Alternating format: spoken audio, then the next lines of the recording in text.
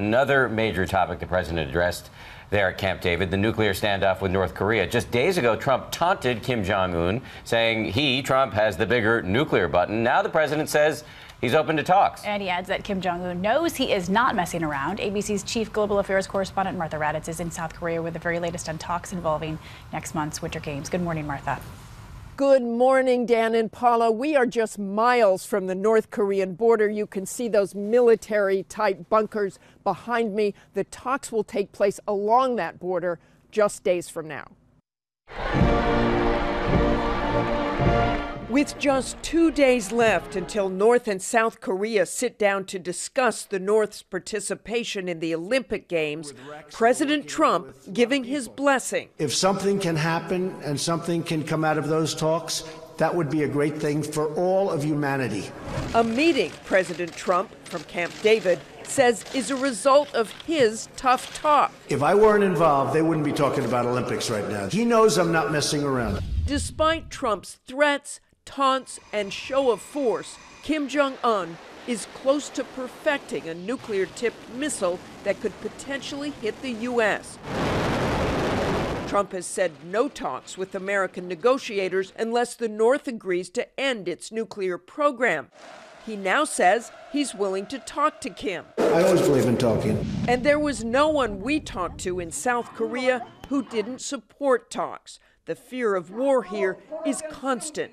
The artillery is easily seen from the side of the road, all guns pointing north, the barbed wire, the shelters, the barriers designed to crash onto the roadway if North Korean soldiers storm south. But for the moment, says this farmer, there is hope Tuesday's dialogue will lead to more.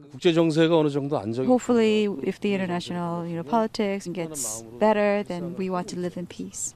But despite the optimism about those talks and despite what President Trump is saying, there remains concern about what happens next. Dan and Paula? All right, Martha Raddatz reporting from the region. We want to bring in our chief anchor, George Stephanopoulos, who's going to be hosting this week a little bit later this morning. So let's pick it up right there with North Korea. Good morning to you, George. The president told reporters, as you just heard, that he is open to having talks with Kim Jong-un. They would come with conditions, and that he knows Kim Jong-un should know that he's not messing around. Although he didn't spell out what the conditions were. And this does seem to be something of a turnaround from where the president and his team have been before, where they've required North Korea to give up their nuclear program, say they're going to give up their nuclear program. We seem to be in a new phase right now, probably led by the fact that South Korea does want to talk with North Korea, does want to reduce tensions before we get into these Winter Olympics coming up next month. And a significant decision this week from the Secretary of Defense as well to put off any South Korean U.S. military exercises until after those Olympics. So there does appear to be some kind of reduction in tensions as we head into this week, as we head into these talks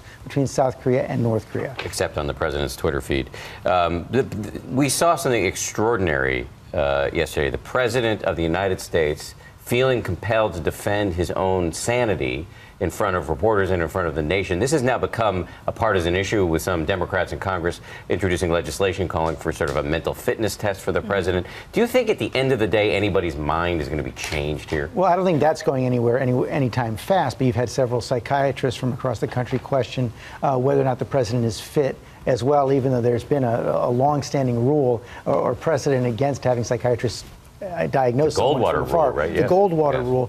But this is extraordinary. As you point out, the president out there saying he's a very stable genius. You've got that Michael Wolff book, which has several people from president's inner circle, including his own son-in-law, questioning whether he really has the capacity to handle the job. And that question is front and center right now. It's been revealed by this, and I don't think it's going to go away. It hasn't only been partisan either. Remember, you've got people like Bob Corker, Republican senator from Tennessee, who've questioned the president's capacity for the job in the past. Senator Lindsey Graham, Republican, now an ally of the president, called him a kook. There have been a lot of questions raised by Republicans and Democrats and the president's own inner circle. But it's not like we're on the verge of the cabinet invoking the 25th Amendment. Not even trying close. To get him Not removed. Anywhere close to that right now, no. And George, I think we have time for one more, but we know that the price tag of the wall is reportedly going to be $18 billion.